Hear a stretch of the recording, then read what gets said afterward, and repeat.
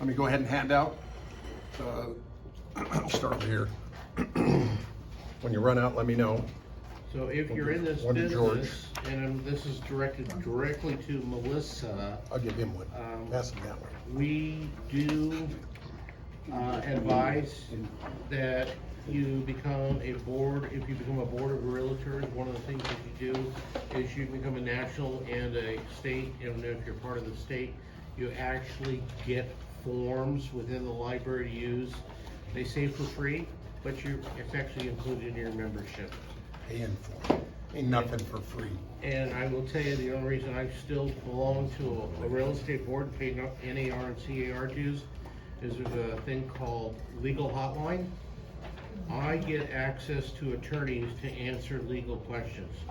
So to me, that's well worth its weight in membership. Now, are they right? They're opinions. But at least I'd rather run something dicey past an attorney to help me do a bit better in my practice. And speaking of the attorneys at the California Association of Realtors, I hold their feet to the fire. I pay their salaries out of my dues. And when they say, well, I think this and this, I say, what statute, what business and professions code, what civil code are you talking about? And I make them give it to me. What Or case tell me history? where it is. And what case history? Yeah, so that once I give it to my clients, the clients don't say, well, I don't want to see an opinion. I want to know what reality is, what the courts have said, what the law has said. So anyway, let me go ahead and introduce myself. My name is Joel Carlson. I'm owner-broker of MJC Realty. I have 3 offices, one in Newport Beach, one in Huntington Beach, and one in Seal Beach. That's 3. I like the beach. You love the beach. I like the beach. I'm a graduate of GRI. I teach the GRI classes, helped rewrite the course for CAR in the 1990s. It's a national designation. I am also a master instructor with the California Association of Realtors, so I teach all of their designation classes.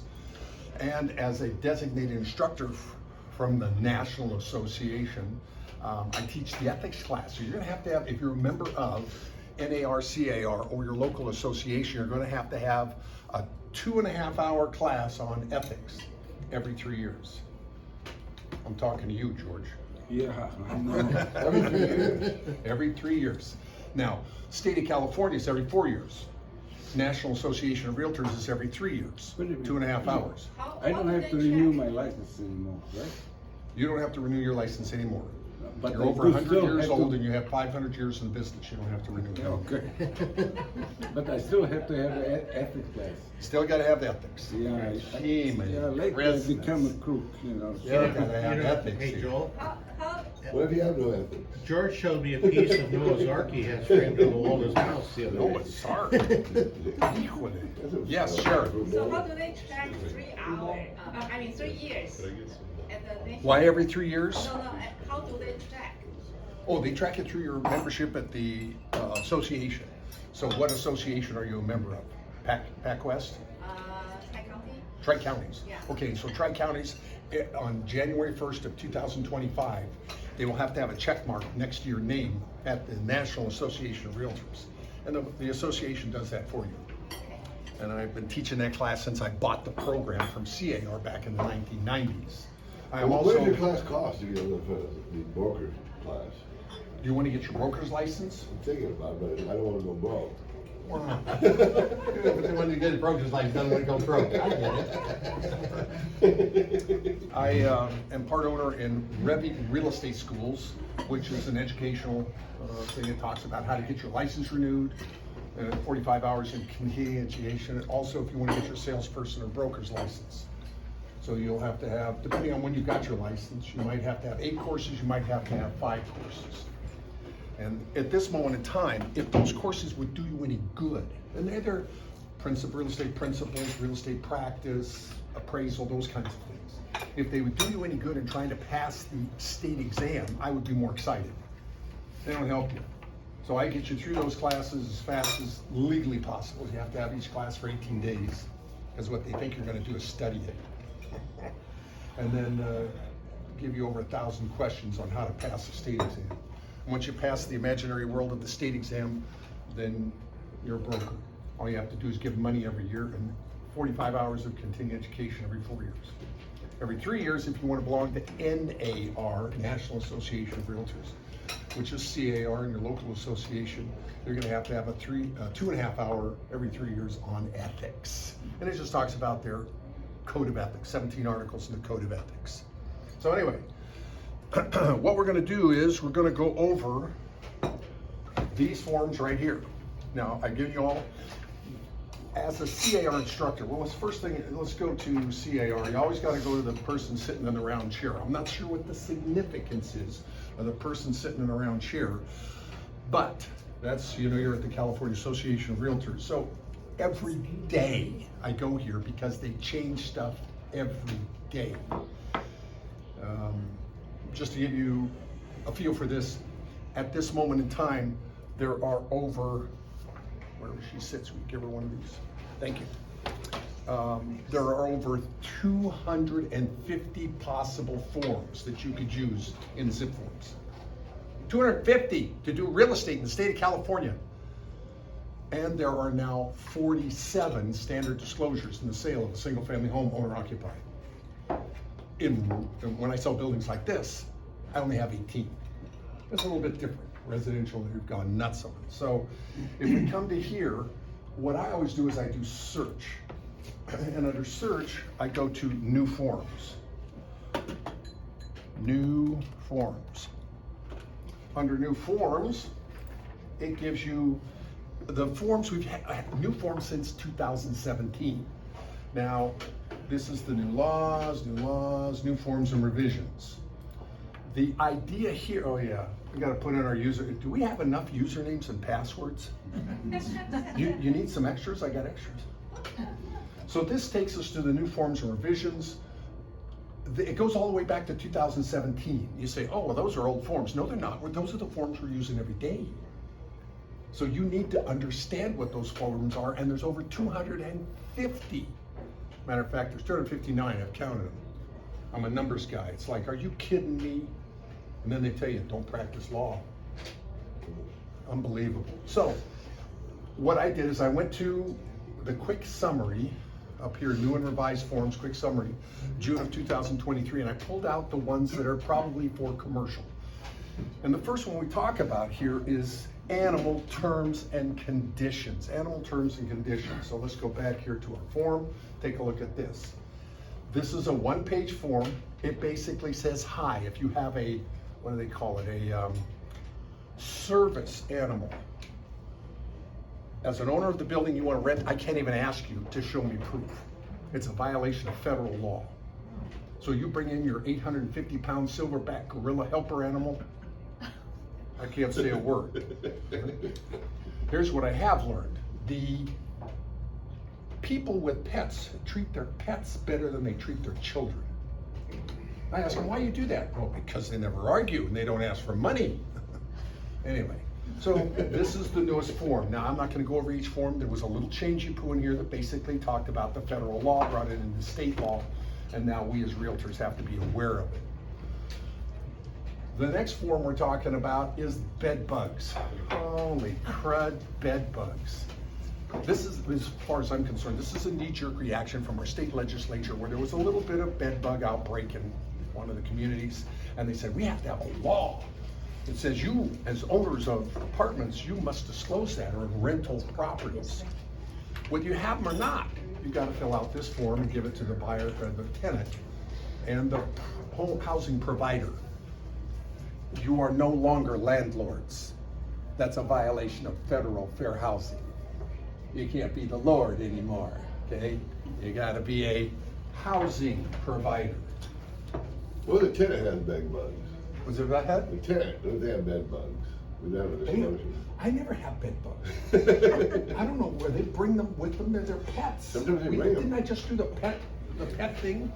They bring them as pets. Well, if they bring the mattress, they can bring it with them. Yeah, they do. So anyway, basically what it says is it's some information about bed bugs, and you have to give it to your tenants when they lease or rent. And there's a provision that talks about how often you have to do it, and it's like yearly or when you renew their lease. So this is just a little something for you to look at the next 19 free seconds you get. Notice regarding background. So now I want to get a background check on my tenants. Okay, so there's certain rules and regs. This is a 2-page form and it talks about the person signing below intends to obtain information about you. Now in California, we have what's called the Privacy Act. You can't get information on people without giving them the option to opt out. So this just basically says, hi, here's what we're going to do with your information. And under civil code, this is California civil code. You have the right, you have the right to do this. I can ask you for the information, give it to me, but I have to tell you what I'm going to do with it. So it's personal information. I don't want you or to give it away to anybody. Mr. Gray. So you're aware that as of October 1, California will be sealing everybody's criminal records, so you'll not be able to use those to make a decision on whether to rent or not rent to somebody. Now, why would you know that? It used to be with the Department of Homeland Security. Oh, I see. I thought it was maybe you had a past we didn't know about. So what that says is, now there's certain things though, we have Megan's Law. And if they're a sexual offender, they're gonna be on there even if their records are sealed. So when you're looking at this is basically that you have to let them know you're gonna be pulling information on them and what you're gonna be doing with that information. You make solely that you use it to determine whether or not you're going to lease or rent the property to them. All right, now, this is where I wanna spend some time. This is called the Buyer Representation Compensation Agreement. And this particular one has gotten attention. Now, I don't know about you, but in the commercial business, people walk into my office and they say, hi, I wanna buy real estate. I tell them the first half hour is free. After that, you either sign a buyer representation agreement or a fee agreement. So this is what we refer to as a buyer rep. It is a 3-page form that's 13 pages long. So first page is agency, second page is fair housing, third thing is possible representation, then wire fraud, and we finally get down to the buyer representation. This is a 3-page form. If you look here, it says 1 of 3. This is something that I've been using for over 20 years. Well, let me ask you, how many of you have ever taken a buyer out, shown them everything in the multiple listing, and they bought through somebody else? You know, been in the business more than 15 minutes? Well, after that happened a number of times, I said, you know what, the next time somebody wants to pick my brain and waste my time, I'm going to charge them. Just like any other professional would.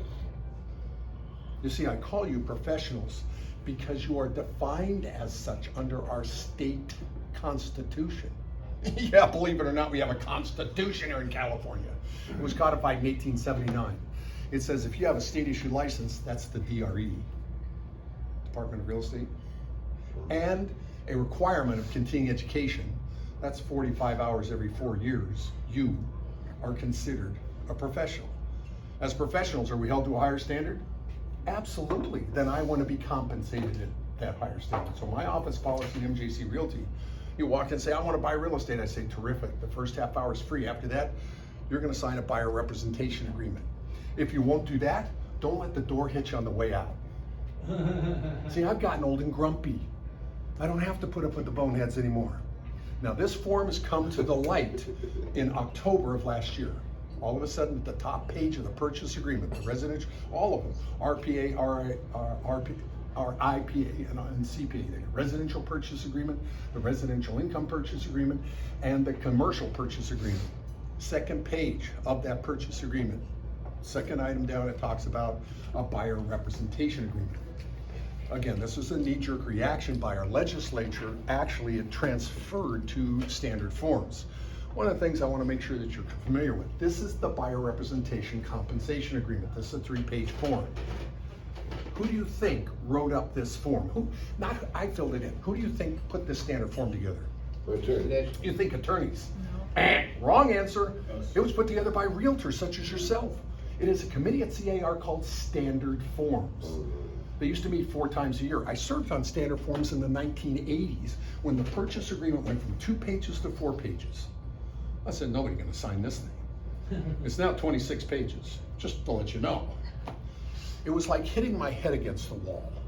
It felt so good when I quit. Because here's what I figured out. Every time we lose a major lawsuit, it's good for another paragraph. So, in that purchase agreement, on page 2 is a new form, the BPBB, which basically says this: George, I want to buy real estate. He says, terrific. Sign a buyer representation agreement. I say, terrific. So I sign a buyer representation agreement with George, one of these, okay? And this to Madam Esquire over there. Nice to have you. You're welcome. So, in this particular instance, George's office policy, I'm a buyer, George is representing me. He wants me to sign this buyer representation agreement. I say, okay, fine. He says, what I'm going to do is I'm going to charge you, if you buy property in these areas, and you have to delineate, it can't say Mother Earth. It needs to be a little more specific than that, or the courts are going to go out. It doesn't, it's no. So you say Brea or Orange County, something like that. In the cities of, in the counties of, in the price range of, or in anything other. And so I'm doing a 1031 exchange, whatever it is. So I explain the type of property I'm looking for. Let's suppose $1 million to $5 million residential income property in the Orange County area. Then we come down here to, you agree to pay a commission. So George says, I want you to pay me a commission. I say, okay, why? Well, doesn't the seller pay the commission? George says, yeah, but if you go buy the property without me, George, I want to be compensated because I'm going to spend a lot of time with you, Joel, showing you properties. I said, okay, fine, but the seller's the one paying you, right? He says, yeah, well, most of the time the seller's the one paying us. It's on the multiple listing and the seller pays us. I say, well, how much are you going to charge me? He says 3%. I say, okay, fine. So I sign this. And we go down through here and it talks about all sorts of other stuff, and then we sign it. He finds the perfect property for me. We make an offer on it. The offer is accepted, except there's a situation in there where the agreement from the seller is to pay 2.5% to George. Well, I've got an agreement with 3. So George says to me, hey, he's only going to pay me 2.5. I want you to pay me the other half. I say, I'm not going to pay you the other half. Go ask the seller. Seller's the one supposed to be paying anyway. So at the top of the RPA, the RIPA, second page, and the CPA, commercial purchase agreement, it has this form. I didn't bring it up, but let's go ahead and do that because I think it's important. But by the way, here's all the standard forms down here. Well, you can't see them very well, can you? Let's see if I can get down here a little bit. They're down below. Here's where all the forms are. We're trying to push 2023 technology through 1996 technology. That's what our problem is here. So you're not able to see those, but I appreciate you bringing it up because it makes it easier for people to see. Down here is what's called the real estate purchase agreement. Now, those of you who work with these zip forms all the times, where you typically go is you go to the California Association of Realtors. Remember, that's the person sitting in the round chair. Typically, this is where you go if you're dealing with zip forms because this is web-based. So you would click here, secure access to your transactions. You would put in a username and password, and it would take you to a web-based program. The web-based program is by Lone Wolf. Lone Wolf is a real estate forms technology company. That's what they do, and they do it for the United States. That's why it's the California Residential Purchase Agreement, because they have one for Arizona and Texas and things like that. So down here, when we log in, if we paid our dues, if you haven't paid your dues, you ain't getting in. Can you imagine you're sitting in front of your client and this doesn't come up? How embarrassing is this? So this is the one you're typically going to be working with. And I work with this all the time when I'm working with my clients. What I'm showing you is called Zip Form Standard. It's a program that resides in your computer. Have you ever been in a position where you can't get internet connection? Or the internet connection is here, then it's gone. Then it's here, then it's gone. And your client's looking at you like, what, you don't know how to use your computer? It's not me, it's the internet. Well, they don't understand that. So what I'm showing you is Zip Forms Standard. And the reason is because it doesn't have all this busy work. So you don't have to worry about all these busy things in here. But this is the one, and in here, well, let's Joel? Yes. There was, someone made a comment the other day that zip forms is gonna be replaced. By whom? I can't remember the name, but they gave a name, Who gave you that information? another agent. Uh-huh. Verify where this information comes from here. That's what I'm trying to do, is verify. Yeah, I know, it ain't changing. Okay, we got a contract with them, and that's all they do. So, all right, so in this particular case, when we look at forms, this is where the forms would be and information. Let's go to documents, and so all the different documents that you have. So this is what you're typically looking at, that you understand. What I want you to know is what we're looking at today is this. This is Zip Forms Standard. It's up here in the upper left-hand corner. I don't need an internet connection. I've got all my forms here. I can show my clients, I can fill them out, have them sign them by either, when I do get an internet connection, emailing them, or I can print them out and have them signed. So this is, some people say, well, what are you looking at? I don't know what you're looking at. So these forms are available web-based. I always use web-based because it's got the newest forms. I don't know if this is the newest form, and the reason is because I have to connect to the internet for any updates. But for our class, this is the buyer representation agreement. So at the top, just for your edification, on the 16-page purchase agreement, residential purchase agreement, 18-page commercial purchase agreement. On the second page, paragraph 18 talks about the buyer representation agreement that I just gave you. George, I said I would pay George 3%. The seller's only gonna pay George 2.5%. George says to me, hey, you agreed to pay 3, I want that half from you. I said, I'm gonna pay you, go to the seller. Now again, as far as I'm concerned, this is one of those things where standard forms, who's standard forms? Realtors such as yourself that put these forms together, they just did this. Oh, we gotta fix that. How many of you use buyer representation agreements in this room? 3 of us. And that's basically so this was something that just confused the entire industry. And everybody said, oh my God, we gotta check this box off. The seller's gonna pay, the buyer's gonna pay the commission. And the seller said, great. No, and only if I have a buyer representation agreement does that fit in. So you have to have one of these in order to check off the box at the top of page 2 on any purchase agreement that CAR puts together. We're not talking about ARR forms here today. So this particular form has to have been filled out between myself and George. We then make an offer on a piece of property and they're paying less of a commission to George, and George wants a half from me, and I tell him, George, get your money from the seller. So he says, I'm already paying 2.5. Why should I pay you 3? Well, because I have an agreement with Joel. Then give it to Joel. Don't get me involved. That's my attitude. I don't know. Okay, I haven't run into this yet. I'm just telling you about it. Because now this is in the forefront. Everybody's saying, well, what do I do? You get one of these signed by who? Buyer. What am I doing? I'm listing the buyer. Instead of listing the property, you're listing the buyer. If the buyer buys anything, you get paid. If you list a property, a house, if the house sells, you get paid. This is an exclusive right. Actually, it's 3 different forms in one, but it's they've taken all 3 of them. You know, when you got your real estate license, there were 3 listing agreements that you could have: an open listing, exclusive agency listing, and exclusive right to sell. Exclusive.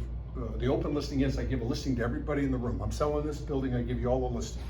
Whoever brings me a buyer, ready, willing, and able, per the terms of the listing agreement, gets paid. So you do all the work, Chip, and I get the buyer, I get paid. I don't do open listings. Exclusive agency. An exclusive agency says, I go and I say, hey, you want to list your home? He says, yeah, but you know, I'm trying to sell it myself. If I sell it myself, I don't want to pay you. I say, okay, that's an exclusive agency listing. Only an agent is going to get paid. So Kathy brings in an offer, I have the listing, she gets paid, I get paid. However, if he sells it himself, he doesn't pay me anything. The last one is exclusive right. No matter who sells it, who buys it, I get paid. That's the only one I work with. And they want me to work with anything else, I say, that's, you know, go down the street to rip off Realty, I'll help you. MJC Realty, we don't do that here. So, question, Chip.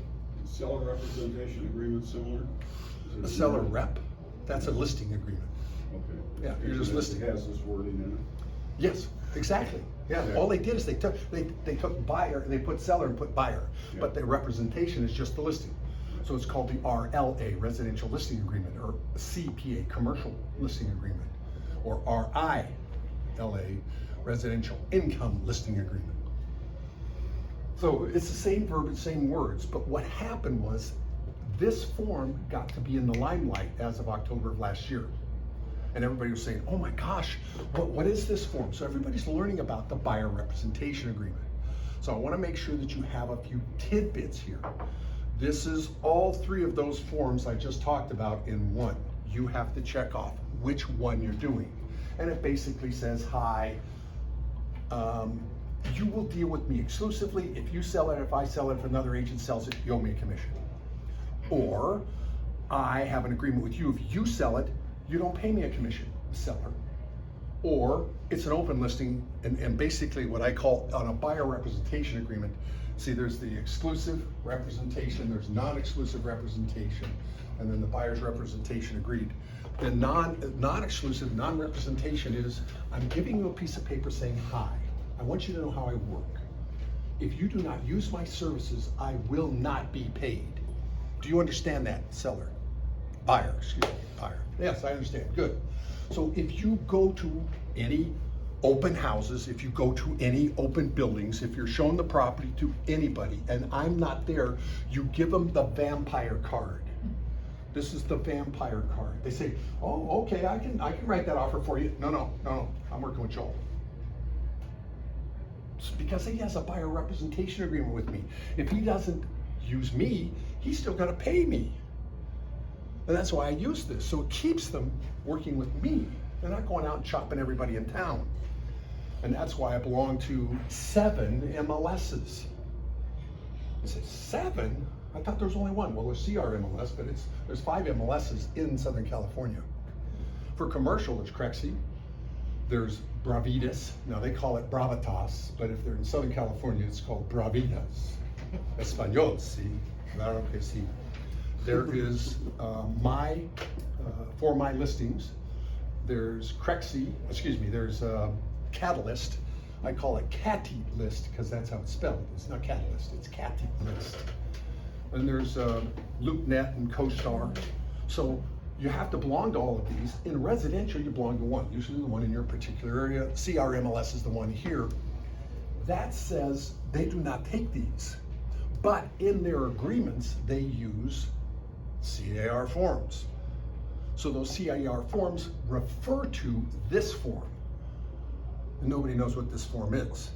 But I have been using it for 20 years just based on the fact I got tired of people wasting my time and buying through their Uncle Charlie's brother, sister's cousin-in-law.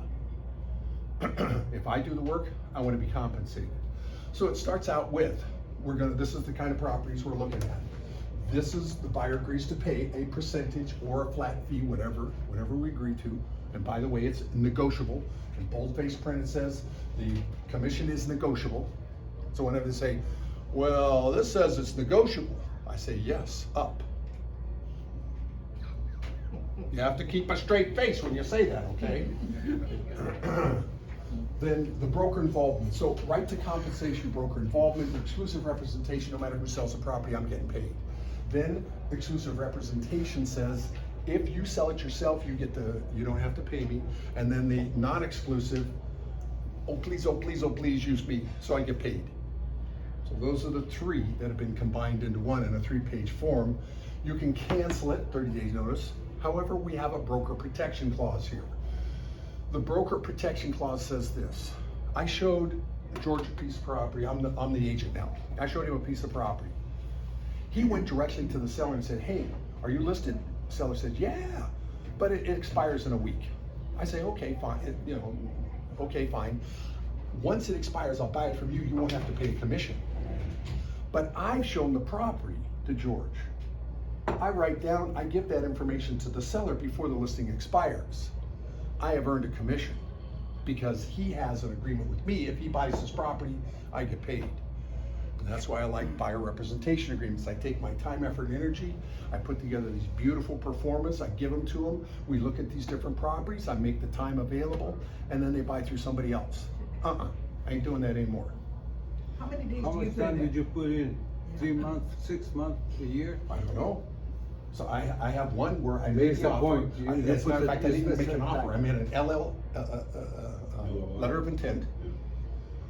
The seller called my buyer and said, we're just gonna have our attorneys write it up. They didn't use CAR forms, they didn't use AIR forms. They wrote it up.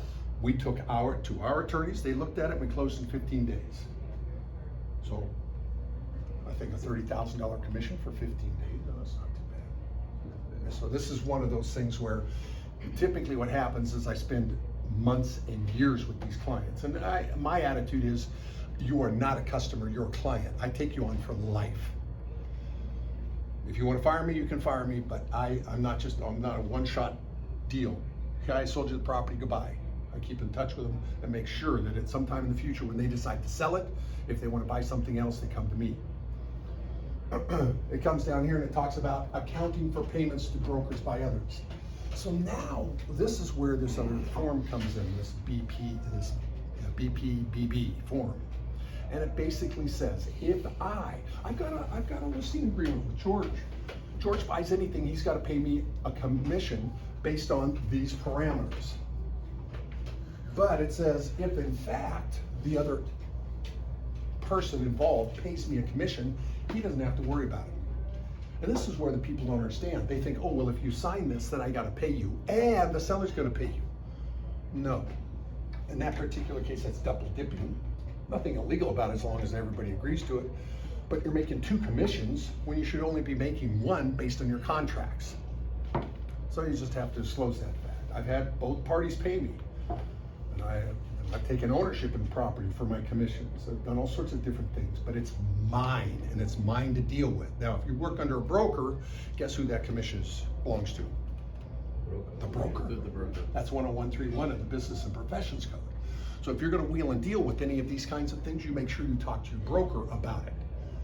Remember, one of the first deals I did in Orange, California, was the guy said, if you sell the property in this amount of time, I'll give you this commission, and I'll give you, he was a airline, he was a pilot for PSA. Anybody remember PSA? Anyways, he'd give you 2 free tickets. Fly anywhere you want. I sold it and I closed it. He gave me the 2 free tickets. I went back to my broker, Jeff, Walker and Lee Real Estate. Anybody remember Walker and Lee Real Estate? Yeah. And I said to Jeff, I sold the property and they gave me 2 free tickets to Hawaii. He said, we're gonna have fun. I said, what? He said, Joel, those tickets belong to me and we're gonna split them. I thought, how am I gonna tell my wife I'm going to Hawaii with a guy? This ain't working. Well, now he was a good guy. He just scared me. But I remember from then on, that commission is not mine, it's the broker's. If I am the broker, it's still not mine, it's wifey poo's. So we have everything clear here. So in this particular case, the commission is going to be paid to you, but it might be paid to you by another party. Yes, I've agreed to pay you if I buy something, but if the other party says they're gonna pay the seller, then I'm gonna be happy with that. It goes on and talks about you have disclosures of any anticipated brokers to other. So I'm a member of the multiple listing service. I showed George a piece of property on that multiple listing service. In there, under what's called clear cooperation, under our MLS bylaws, it says that I represent the buyer, they represent the seller's gonna pay a commission and the agent is gonna split that commission with me. I just did one where the agent got $200. That was the sell side. What was that about? That was mother-in-law. He was selling mother-in-law's home. So I had to put something in there for the brokerage. And then I got a full 3. Okay, fine. That's fine. It's just one of those deals. Yes? Well, I can ask you, can you use the same form for because a lot of times right now, a lot of people are leasing because they can't afford to buy. And a lot of these leasing agents are putting like $100 to bring me a tenant. And can you do that with this form, have the tenant sign a form that basically actually pay you? Because really, I don't even want to show a tenant a property anymore because It doesn't make any sense. it doesn't make any sense. I tell the tenants, go to the owner directly, unless it's a commercial building and it's gonna be a 5-10 year lease, something like that. It talks about printed name of the buyer. It doesn't say anything in here about lessee or lessor. So this particular form is not designed for that particular Could you make up your own? Absolutely, I like the way you think. I was thinking, okay, I told the tenant, unless you pay me $2,000, I'm not gonna go show property. Correct. Oh, why? Why would Because you? I'm not gonna do it. I don't wanna waste my time. Good, But so then- you could use this form, you're just gonna have to manipulate it a little bit. Uh-huh. CAR does not let you manipulate the forms. AIR says, have fun. Go out here, cross out stuff, add stuff. So I think I'd go to an AIR, American Industrial Realtors form. And those forms are available in here also. You just come down here, you go to, down here, and it talks about AIR commercial forms. So I subscribe to AIR forms. I do not have to pay any tokens. I get full use of them all I want by being a member of the National Association of Realtors. Oh, where do you get those? Right here? Right here. You just have to pay for them, $200 a year. And I can use any of the forms as many times I want. I can strike them. I can do all sorts of things with them. That's because you're a car member. Right. Member of the California Association of Realtors, and thusly given them some money. Actually, I gave it to, well, yeah, CAR, and CAR gives it to AIR. Do you buy these forms through the board, or, I mean, through the WIN As a form? member of the California Association of Realtors, I'm entitled to zip forms. Right. Zip forms has all these forms in them. As a matter of fact, it's even got San Francisco. If you're selling in San Francisco, they have their own set of forms. I'm telling you, it's a whole different galaxy up there. They have their own forms if you're selling, and so you want to make sure you're knowledgeable in the area in which you're dealing, especially in commercial. I sell commercial all over the world. But if I want to get paid, I got to make sure I have either somebody who's going to make, I get paid, buyer, or that their compensation agreement through whoever that seller is. So the $200 is one-time fee or annual fee? Annual. Every year, you're gonna have to pay it. And they update it. With Brian Mashian, their attorney, he's brought that AIR from the 1960s into the 2020s. I just applaud Brian every time I see him because he's the attorney. He's a private attorney, but he's gone through all these forms and he teaches classes on them and stuff like that. So otherwise, they would be still beating rocks together to make fire at AIR. You pay that through card, you pay it Through directly card. to AIR. Through card. Yep. I just sign up with, and I say, I want these forms. They say, fine, give us $199. Yes. I'm gonna ask you, now, on the leases, like I did like a car lease and an air lease, there are two different types of leases, but I mean, but is there a difference with the car lease is okay to use? Okay, good question. Now, CAR, the California Association of Realtors, their forms are geared towards buyers and lessees. AIR forms are geared towards owners and lessors. That's the difference between the two. So you want buyer's rights, use a CAR form. You want sellers or owners' rights, then you use an AIR form. And it's the wild, wild west with AIR. You can scratch things out, you put in your own information. You don't touch CAR forms. Well, how do you know what to scratch on AR? I see a lot of times people put red lines on these AR forms. Why? Yeah.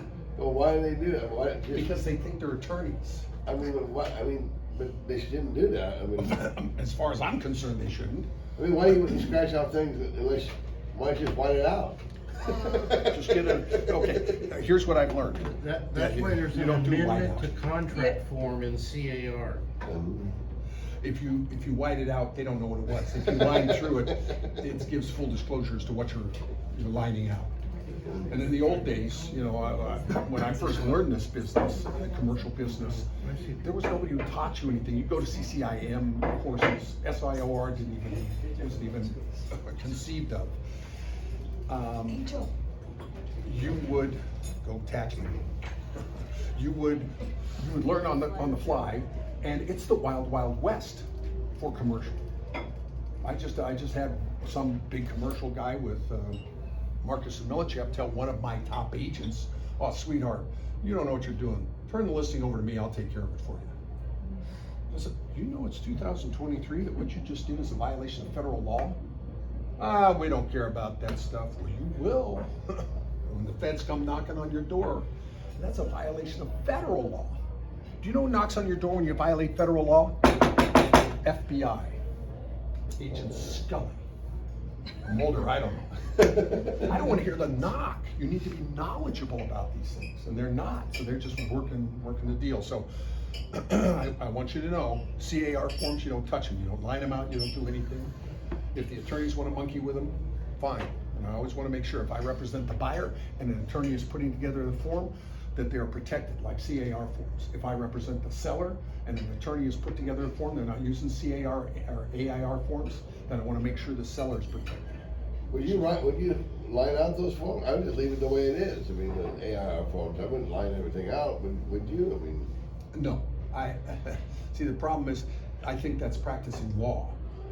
And there's a problem with that based on some court cases that I've seen. Plus, every time I do a commercial deal, the first thing I ask is, who's your real estate attorney? You want me to deal with you as a buyer or seller? Who's your real estate attorney? I don't have one. Get one. I don't monkey with the forms. That's the attorney business. And that's why when they told me we have over 250 forms that we can monkey with, I said, I'm a forms instructor. They gave me a book this thick of all the different forms, not how to fill them out, just all the forms. I went, what am I supposed to do with this? Is this a doorstop? Nobody gonna look at this. You got them right here. You got them on your computer. So Joel, do the attorneys have a tool to be able to get at these AIR? Absolutely. They do? Oh, sure. They'll pay their $1,000 a year to belong to one of the associations, and then $600 a year to belong to AIR.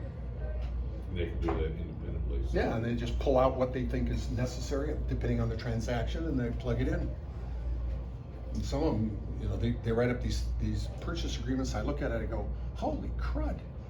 Like a lot of times I sold a strip center and they had like, contracts that had 50 pages of lease agreement, 50 pages. Right.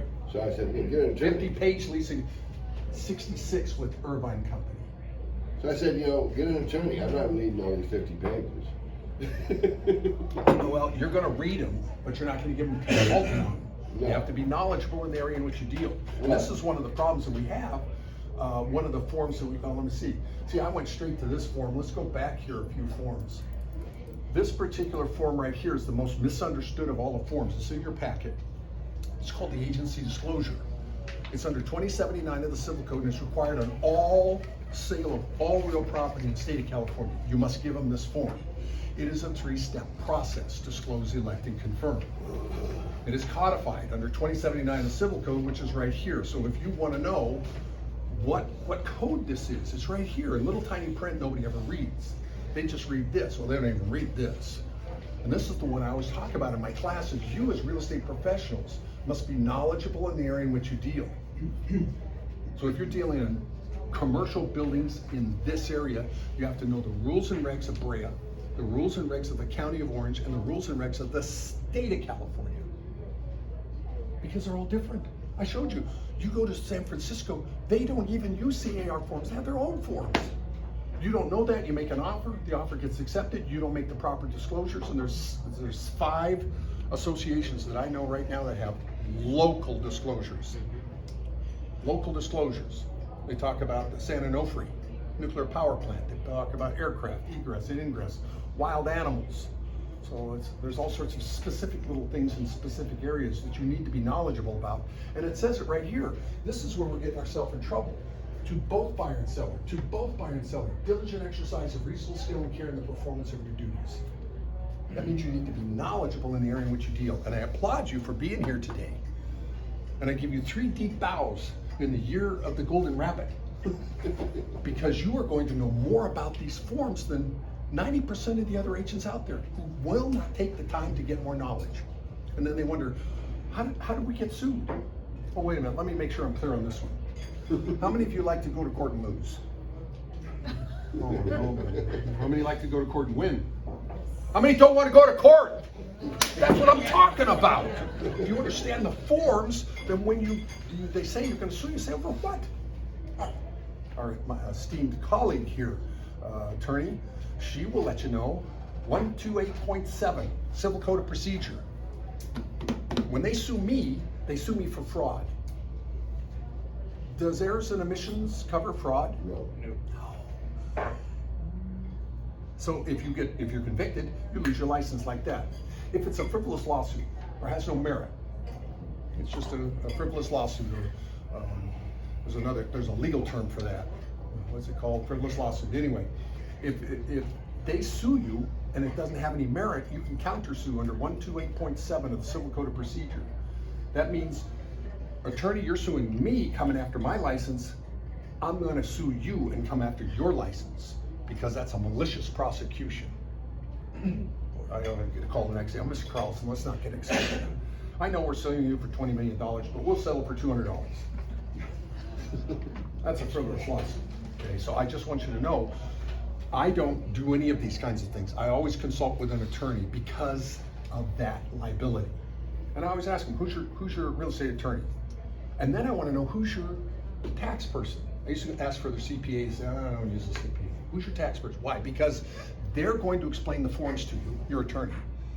And they're going to explain the legal ramifications of the tax law to you, not me. I'm going to put the transaction together, make sure we get the financing and understand all the forms and disclosures.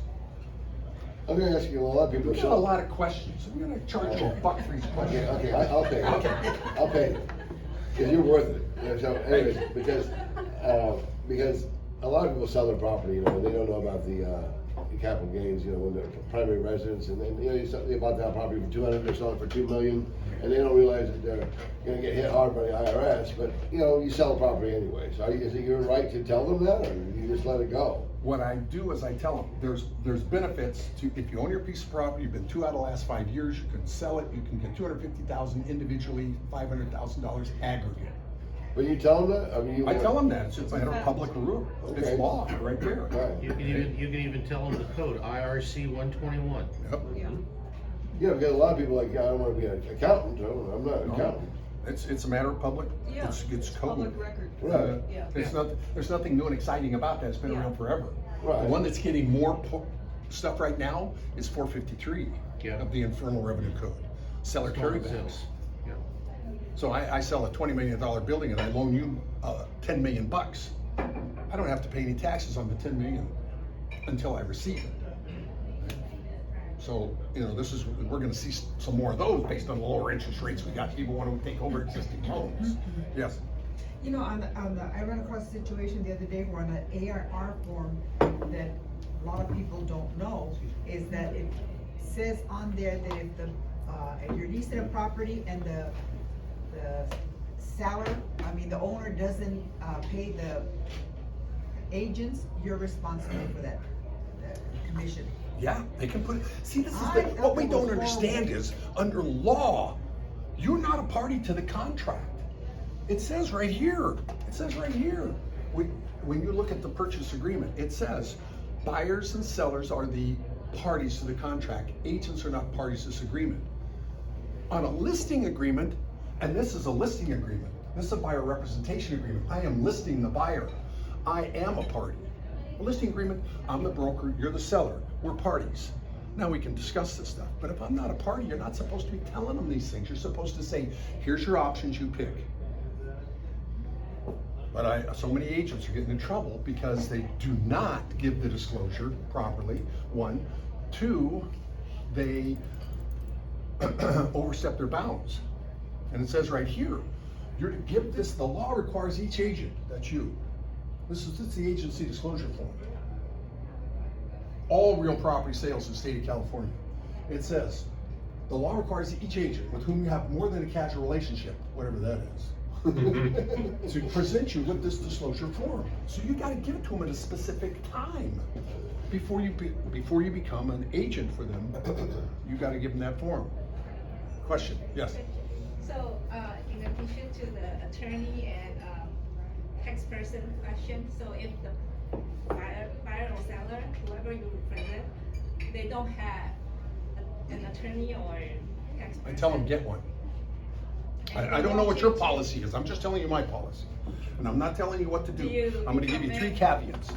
Number 1, I'm talking about commercial deals this morning. Number 2, I'm gonna talk to you about the purest form and sense of law, whether it's business and professions code, civil code, or commissioner's regulations. And I'll give you the citus for it so you can look it up yourselves if you're interested. But my last caveat is the most important, and that is, it doesn't matter what I say, it matters what your broker says. They're ultimately liable under 10131 of the Business and Professions Code. So if I say I do certain things, you need to say, go back to your broker and say, hi, I was in class today, I heard some stuff, what do we do? Because what happened, you go back and you say, well, Joel said, and then I get a call. It's like, what are you calling me for? What do you tell my agents what to do? Well, the broker doesn't answer the phone. Pardon me? Well, the broker doesn't answer the phone. I got a transaction right now where I did the whole deal, never talked to the other agent, got their TC, and now I got their escrow, and then they communicate like crazy, but I've never talked to Bellum. I've texted once or twice, but it's like, okay. Broker don't usually call. So, go ahead with your question. I know I So how do interrupted you you. find? I just tell them you need to go out and find somebody. Right. And so they say, oh, well, I got the, I want a Rocket Lawyer. I got Rocket Lawyer. No. You need somebody who is knowledgeable in the real estate business. You want to get somebody who's knowledgeable in the real estate business, who does real estate transactions and forms and things like that to look these over. And then CPA that does real estate and understands the real estate laws. And I've told people I can't deal with you. Why? Because you don't have an attorney. What difference does that make? I want to make sure that you're protected. Not me. I'm not a party to the contract. It's you I want protected. You say, but you're giving up this commission. No. I'm staying out of court. We already decided we don't want to go there. So stay out of that area. All right. So this is the agency disclosure form required by law on the sale of all real properties under 2079 of the Civil Code. The next one is the fair housing discriminatory. This is an advisory, it's not required by law, but it's a good idea. The problem that I have with this form is there are 9 protected classes, federal. Race, color, sex, national origin, religion, familial status, handicap status, sexual orientation, and gender identity. In California, we have 22 protected classes. Does that mean everybody's protected?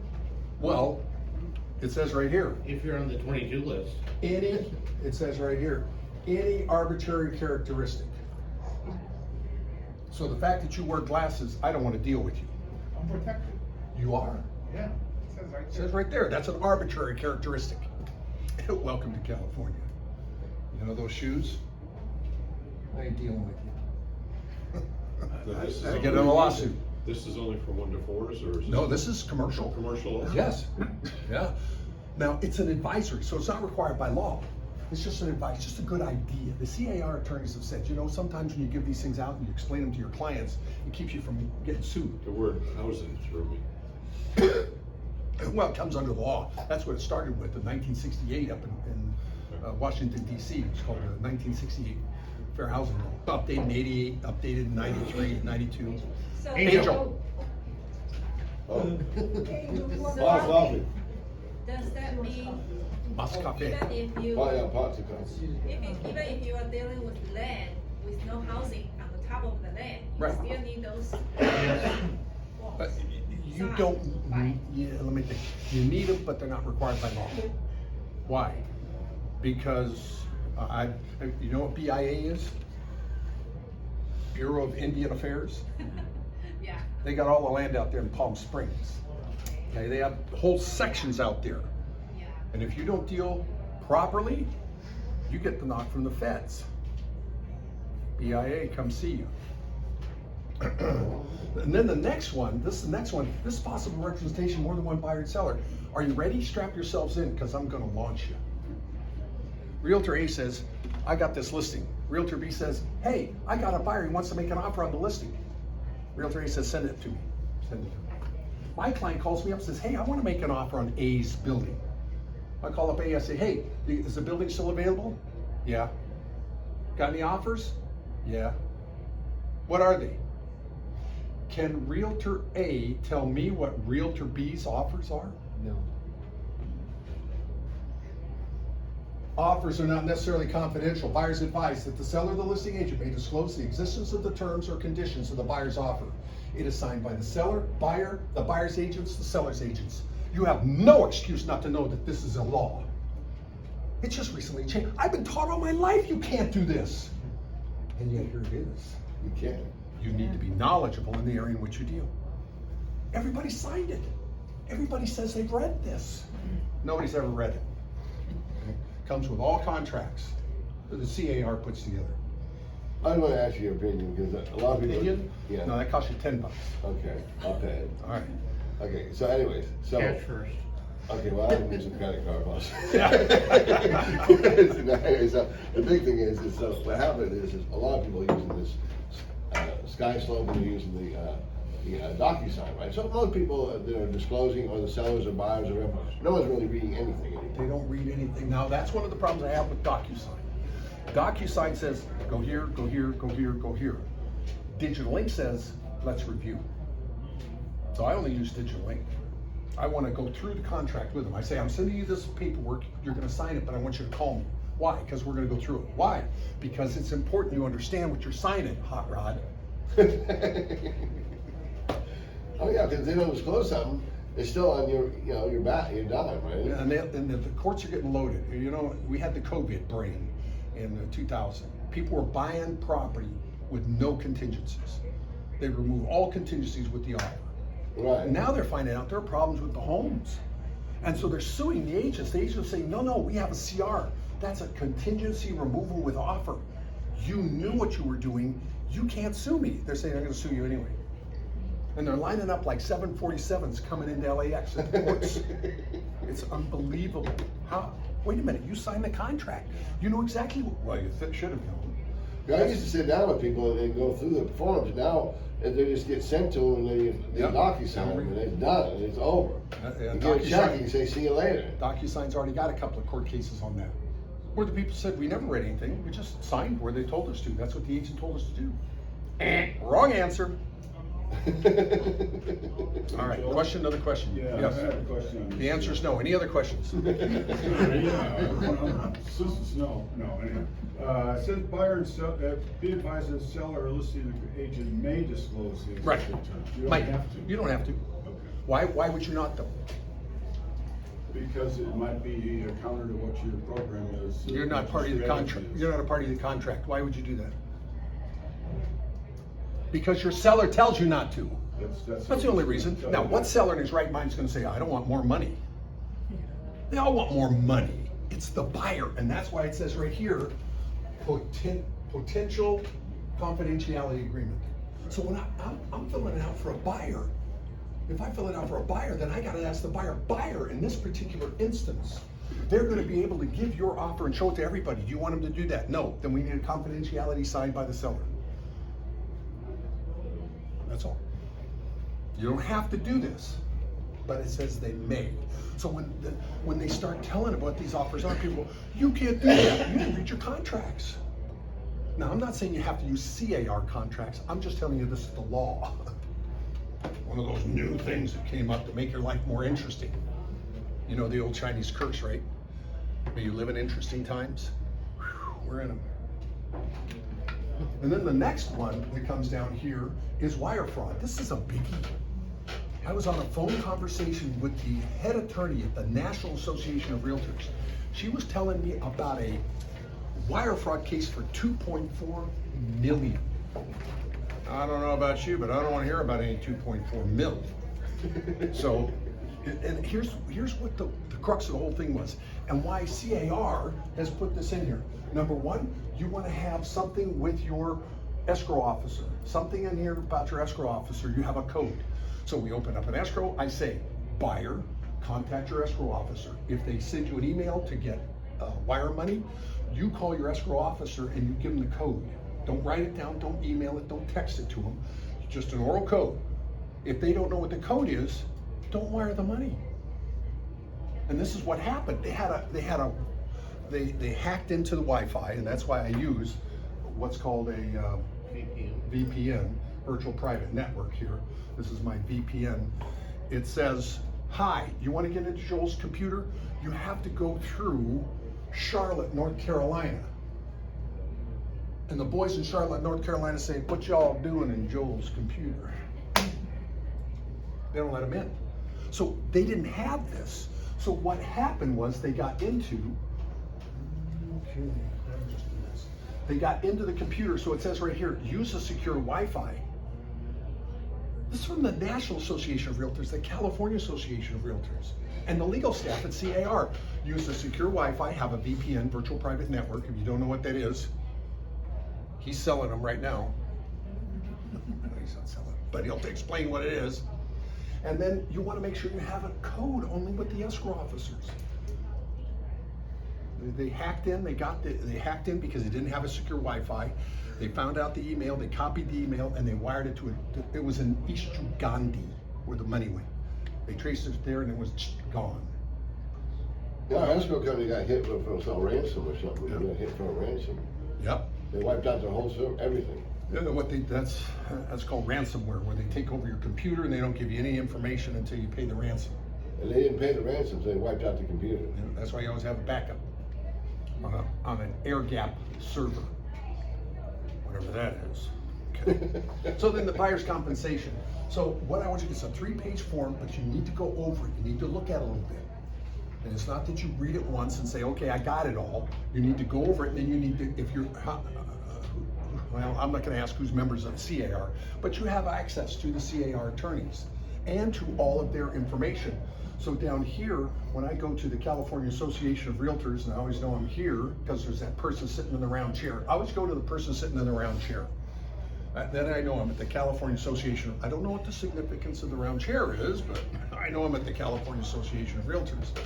In here you can search, and if you search under all sorts of different things, it'll give you some information there. Let's close this. What I always do is I go up to, it doesn't give them to you. I'm kind of limited. There's 3 tabs up here. One's called the transaction tab. You go to the transaction tab, you go to legal and marketing update, and it'll give you all the new laws, all the forms, and these are all put together by real estate attorneys. These are not divorce attorneys. These are the ones that your dues pay their salaries.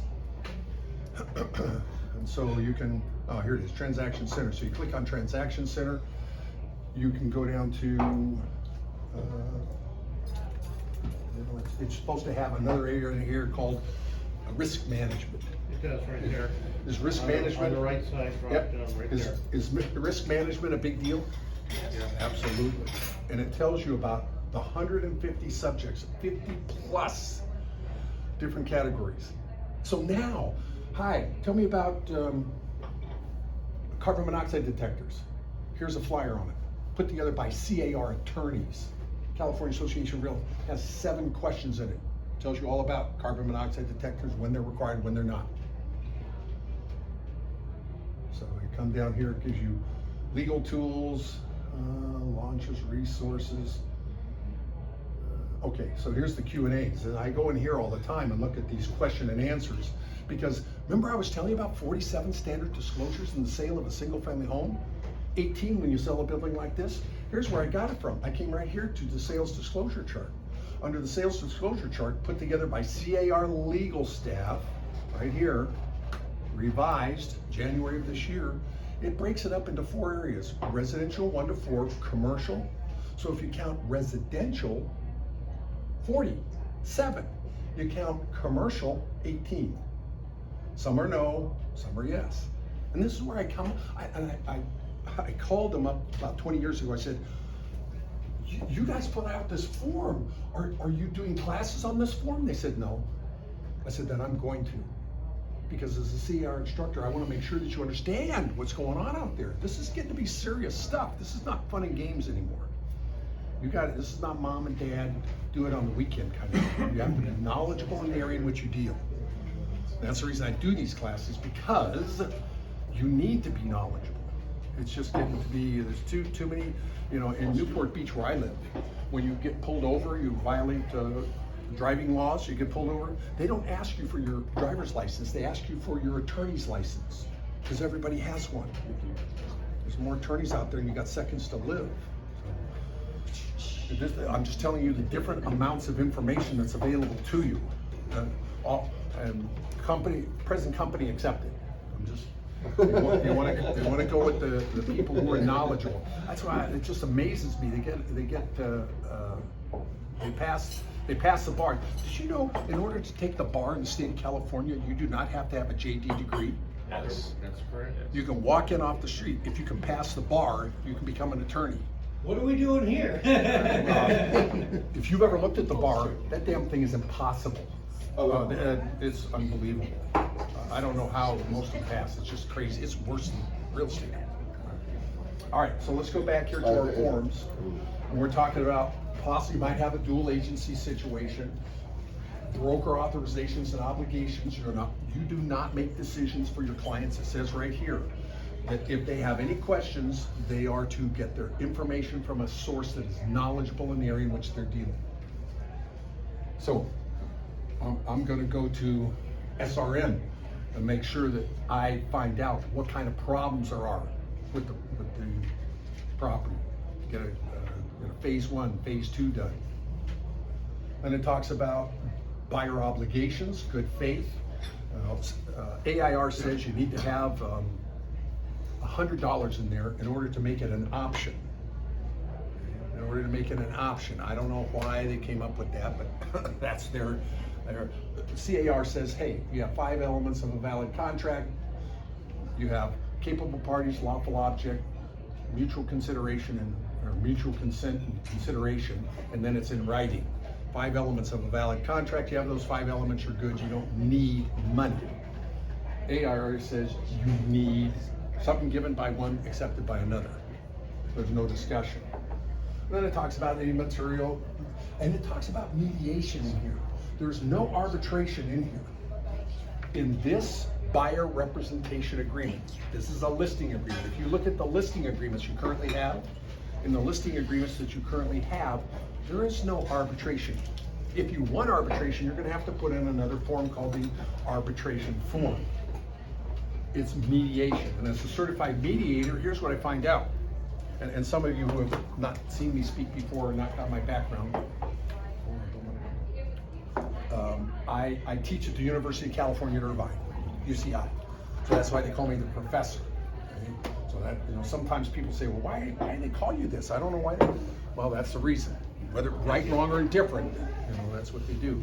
So in there, as a certified mediator, here's what I find out. Most of the time, it's just a communication problem. Somebody said this, they heard that, and I'll give you an example. I didn't say he kissed her. I didn't say he kissed her. I didn't say he kissed her. I didn't say he kissed her. Every one of those had a different meaning based on how I put my emphasis on the words. Well, this is what happens. You heard one thing, you heard another, and then in mediation, I say, what do you want to do? I want to buy, he wants to sell. And let's put it together, quit monkeying around here. Most of the time it's just a miscommunication. So it talks about the mediation and the terms. And then any other terms in here. This is the entire agreement. There's nothing under the table. And this is very important in contracts now, under contracts law, because if you say, oh, well, it was a handshake. We did a handshake. In 1933, one of the Warner Brothers, Warner Brothers movie studios, he was testifying at the Congress in Washington, D.C. And the congressman asked him a question. He said, actually, Senator. He said, Senator, an oral contract is not worth the paper it's written on. So in this particular case, everything is in writing. These are the entities. Now you deal with a lot of different entities. I'm dealing right now with a corporation. I have to have a corporate resolution to make sure that the person who is signing it has the right to sign. Now, do I need it? No, I'm not a part of the contract. Who needs it? Title company. Are they not going to give title insurance? Oh, it's an LLC. Then we need to see formation documents. We, being the title company. Oh, it's a trust. Then we need to see a copy of the trust. We got to know who's signing it and do they have the right to sign it based on the documents that are required by law. So this is what they're talking about here, and then everybody signs it. This is page 3 of 3, and then we get into the buyer's transactional advisory. So there's a buyer's transactional advisory in here. We have all these advisories now. An advisory is not required by law. It's just a good idea. And it says, hi, buyer, reasonable care, duties, scope of their duties, and they sign it. We're not making the decision for you. buyer, seller, you gotta make your own decisions. And I've been in court cases where they said, Mr. Carlson, are you an owner in this property? No, Your Honor, I'm not. Do you have an ownership interest in it? No. Are you going to get an ownership interest? No. Do you have have you passed the bar in the state of California? No, I have not. Well, then you're practicing law without a license. If you're an owner, you can make decisions. If you're an attorney and you represent these people, you can make decisions. As an agent, you have no right under 10131 of the Business and Professions Code to make decisions. And because it was in California, he said that I should be publicly flogged. No, he didn't say that. You need to be very careful about these different kinds of things that you do out there. Then the buyer's investigation advisory. I love this one. This one says, hey, Hot Rod, you're buying the property, not me. You need to be happy with it. I ain't living there. I'm not gonna buy this building. It's a piece of junk. I'm not saying it out loud. I'm just telling you, you need to have your own due diligence done. Yes? Yeah, well, a lot of times, a lot of people get in trouble from what I hear from other agents is that they disclose it. I want you to use this home inspector, this termite guy, this guy, and then that doesn't work out for them. And now it's your problem because you recommended it. Okay, so on the purchase agreement, it says the agents recommend. Their recommendations, they're not liable for any of those recommendations. It says right above the buyer's and seller's signature, and it says the buyer and seller can pick anybody that they want for escrow, title, or any of those other fees. So if I make a recommendation, it doesn't work out, you're not to hold me liable. Now, they still will, but you can be exonerated from that based on what you called your policy and procedures manual. It's another thing I discovered in the 90s, was called a policy and procedures manual. It's admissible in a court of law as to what my company does in certain circumstances. So now when they say, well, why did you do this? It's in my policy and procedures manual. Every agent underneath my license has signed that they understand, agree, and have read it. Now, if they do something that's not in the policy and procedures manual and I get sued, I say, Your Honor, they went outside the purview of this. I want to be exonerated from that case. They'll say, well, you did it. You didn't do what your broker told you to do. So we're going to let Mr. Carlson go, and you're going to stand. Your license, you're an independent contractor based on 10133 of the Business and Professions Code. Just the little things that'll put you out of this business, not the big things. You need to be knowledgeable in the area in which you deal. Then we get down here to California Consumer Privacy Act. This is the one I was telling you. It says you have the right to opt out. I'm representing you as a buyer. I'm representing you as a seller. I'm going to take your information. What are you going to do with my information? I'm going to put it in the MLS. I'm going to put it on a flyer. I'm going to put it there. I don't want you to do that. Okay. I have to comply with that. California. That was the last of the forms that I was reviewing here. So I know this is a lot of stuff. This is the proverbial fire hose, and you're trying to get a drink of water. I understand. That's why I gave you. Some of you are paper people. Okay? I'm a computer person. This is like, because I always lose this.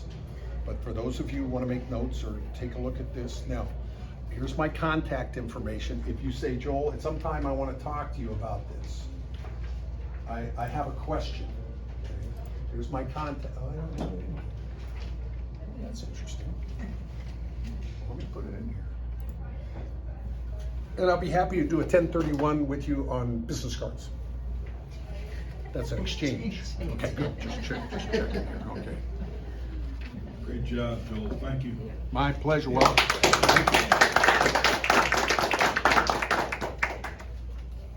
Okay, telephone number. Joel, is there any time that it makes sense to mix AIR and CAR forms? Yes, absolutely. One is for the buyer, one is for the seller. And in certain instances, they're just disclosures. So I like the fact that as disclosures, it covers, we got a whole legal staff that covers this stuff. All right. Good. Joel, I have All right. a question and clarification now. Certainly. The disclosures are designed for any 1 to 4 residential.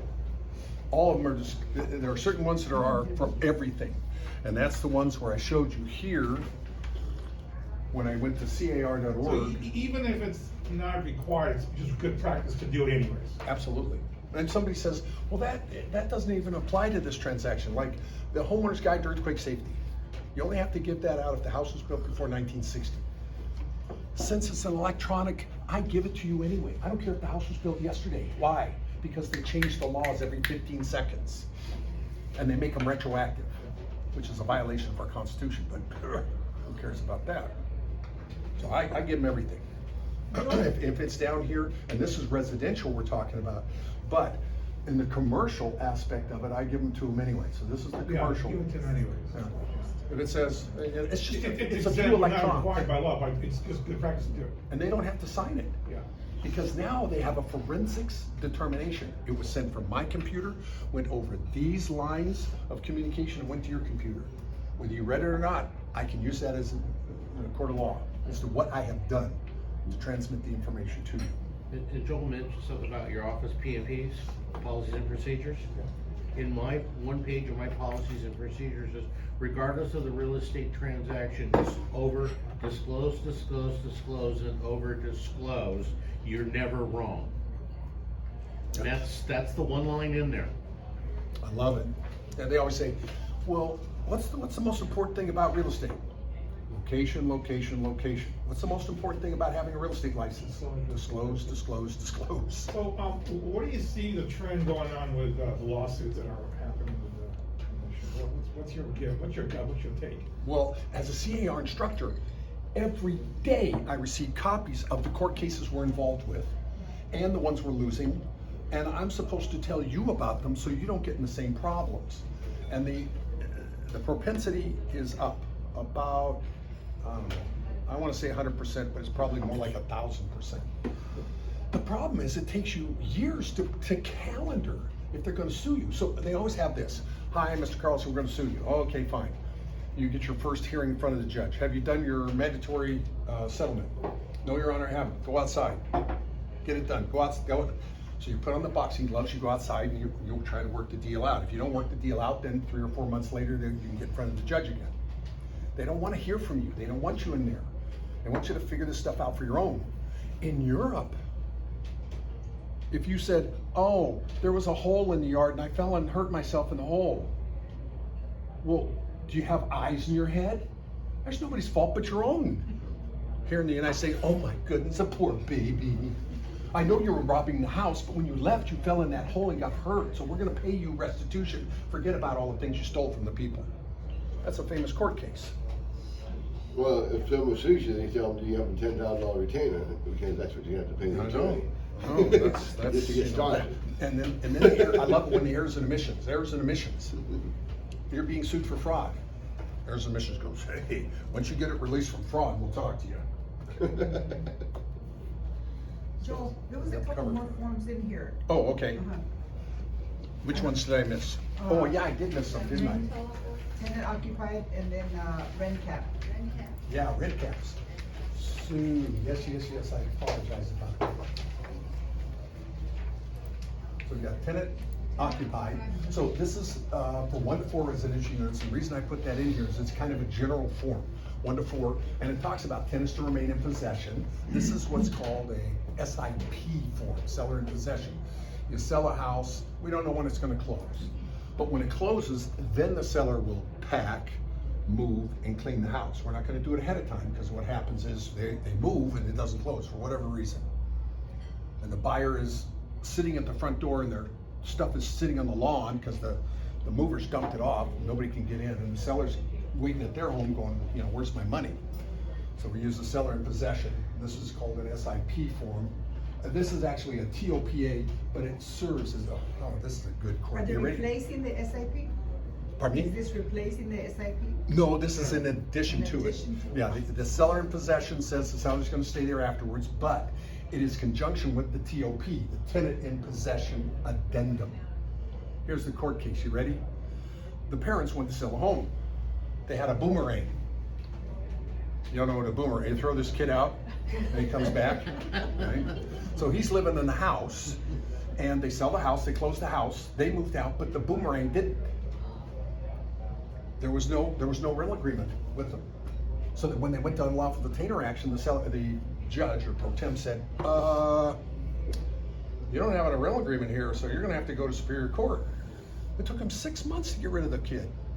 So now it's one of those situations where you want to say, hi, is there anybody living in the house other than you, seller?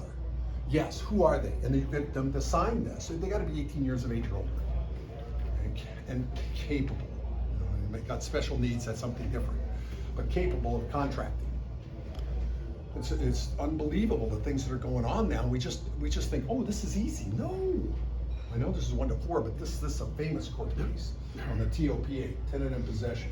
Now, we are a tenant rights state now.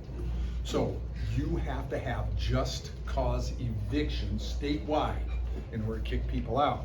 So it tells you what those are. And it says, no, state and local laws may limit the availability of certain exemptions. So there's certain types of exemptions in there. Again, if you're doing, I don't buy and sell apartments anymore based on the fact that I don't even own them anymore, based on the fact that we're now a tenants rights state. So I mainly invest in commercial properties and net lease properties. I've never lost an unlawful detainer case against a commercial tenant. They go in there and the judge says, did you sign this? Yeah. You in business? Yeah. You're gone. But the tenants say, oh, I know you got babies and you gotta feed this and you got mama and you got, okay. You can stay 6 months and you don't have to pay Joel rent. Well, like right now they have rent control in Orange County now for 4 units and above, right? Santa Ana. Santa Ana. What is Santa Ana? Yeah, only Santa Ana. Don't scare me. And I'll tell you, things change so fast. People say, blah, blah, blah. I say, okay. And I go check it out. I go, oh, well, that's law now. They change it. Do you know that in Sacramento, they passed over 900 laws in 2022? 900 laws! Of which 200 affect real estate. That we, as 400 affect real estate, that we as real estate agents have to be knowledgeable about, be able to explain to our clients. What? It's getting interesting out there. So, just cause eviction, it's a 2-page form and it talks about rent cap requirements. You have to be knowledgeable in the area in which you deal. So if you're dealing in LA, different than Orange County. If you're dealing in Santa Ana, different than. So I always call up, I say, hi. If I want to buy or sell real estate in your city, what do I have to know? Not that I'm a realtor, because I don't know. Who you calling? I call a city. Call city. City attorney? The attorneys will never talk to you. I just call the front desk, and if the front desk goes, then I say, let me talk to your supervisor. I'll find somebody. And sometimes I'm on hold for 6 or 7 hours. Well, I do a lot of driving, so I can put up with that. The toughest thing to get rid of is a body. If I need to know that, I go in and I sit there. And I say, I'm here to talk to somebody about this. They say, oh, well, he's gone to lunch. Fine, I'll be right here. Well, he's got meetings this afternoon. That's all right. Where can I sleep? I'm not leaving. Yeah. And then immediately, somebody comes and helps me. Either that, they're gonna have to arrest me, and then I say, hi, I'm on speed dial to the Times, the Register, and the New York Times. Which one do you want here first? Yep. I've learned, you gotta play the games with these people, because they think they don't realize, my taxes pay their salaries. I'm their boss. They don't realize that. I'm just a problem. They can try to get rid of. So under rent caps, make sure that the rent cap requirements that you look under the civil code. This is civil code. And I'm not telling you have to memorize these civil codes, but you gotta be knowledgeable in the area in which you deal. So I look at some of these civil codes and I say, if I'm gonna get into this, I'm going to get an attorney that specializes in this. There's just too much here. And on page 2 of this, it talks about no fault reasons. Now, we in California, we have no fault insurance for drivers. I ran into you. Well, it's nobody's at fault. It's an accident. We have no fault divorces. Now we have no fault tenants. They're not at fault for anything. And you have to have, curable. This isn't, when you got your real estate license, they talked about, okay, I have this apartment, I'm living in the apartment, all of a sudden the roof starts leaking. I call the landlord, I say, hey, the roof is leaking, it's ruining my furniture. Landlord says, I'll be out there to repair it. A week later, nothing's happened, it's still raining, still wrecking my furniture. By law, I can take 1 month of my rent, and I can fix the roof. I can fix the air conditioner, I can fix the water heater. I can do that 3 times, that's it. On the 4th time, I gotta move out, because I can't do it more than 3, state of California. This is what's called just cause evictions. Okay, so was there another page that I missed? No, okay. So, and the reason I give you these is so that the next, here's what I want you to do. I want you to get a nice adult beverage and review this. And just kind of go through it and read a few things. And then if you have questions on them, give me a call or call CAR Legal Hotline. I love always putting my feet on the fire. No, well, my opinion is great. Where'd you get that from? Huh? What civil code is that? I don't know. Find it out. Let's talk about it.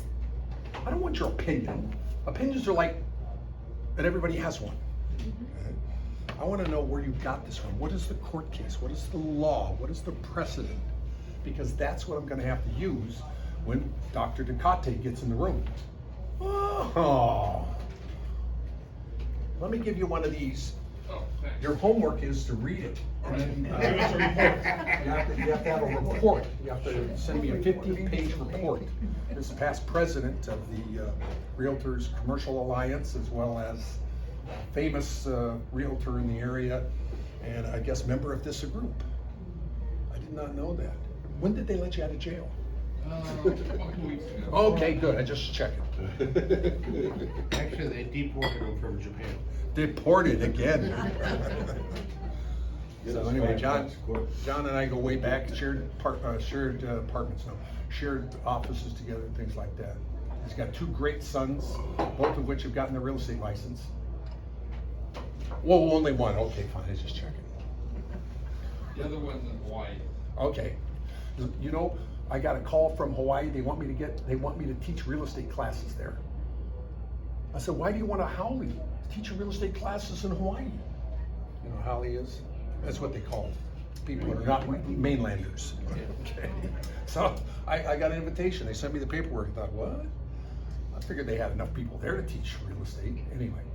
Not as good as you. Not as good as I. Okay, thank you very much. Appreciate that information. Any other questions, comments? So just a quick one. Yes. It's an exemption on this rent cap. So it usually means if it's like a small time property owner, not a big, large corporation. Exactly. Here's the whole thing. Mom and dad invested in this fourplex because they want to have income when they retire. And they don't want, so they take in their savings, put it into, and then all of a sudden it says, no, you can't collect your money. This was one of the things that came up, and like it or not, it's the people over 55 that have the money. And we have the influence on those people that are in elected offices, and they don't know it. Until all of a sudden AARP starts sending them letters and, have signs that are walking in front of their offices. So they're going to, I think this is, this is all gonna change. You can't discriminate on age. And this is going to change where if you are of a certain age and you invested your life savings in a piece of property to make you income, and it's 1 to 4. 1 to 4 is the chosen child, that you're going to be protected. And so a lot of this stuff exempts that, and especially single family homes. You rented out your single family home, okay, that's golden. All the elected officials have their own single family homes, and they all rent them out, so they don't want to be impinged upon for that. So even if you're exempt, it's still a good policy to follow. Absolutely.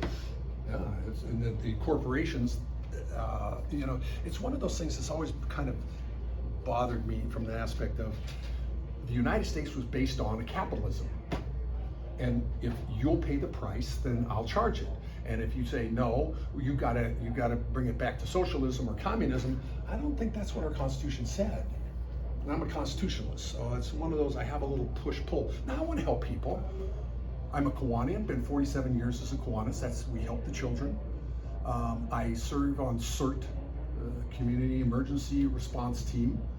So I volunteer my time to help other people, but I don't believe that the government should be telling me what to do. I don't need a nanny. And I figure our government is now our nanny. They're telling us what to do. You have to wear a seatbelt. I hate seatbelts.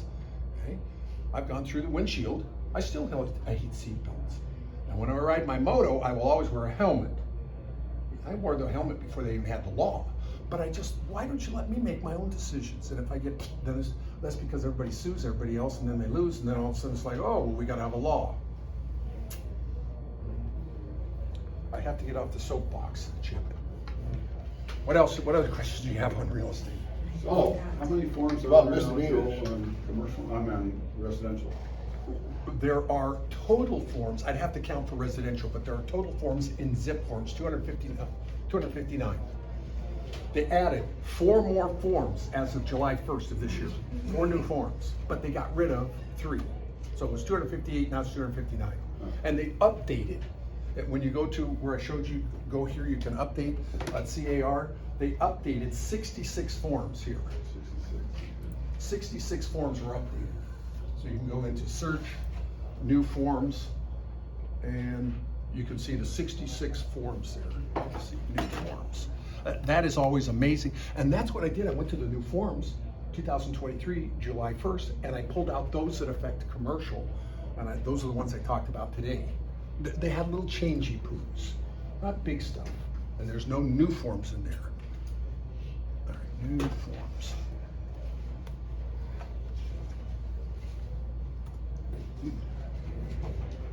See when that comes up. All right, so here's the new laws, new forms and revisions. So from, oh yeah, we always have to sign in, username and password. And then, so here's our quick summary. And if we go to the quick summary, it shows there are 4 new forms and 66 updated forms. Click on these updated forms, and this is where I pulled them from. I pulled them from the updated forms. So it has, and these are where I got all these different forms from. And then you can take a look at them and get a feel for them as to, let's see, BRBC. This is the one I think we're gonna all start looking at a lot.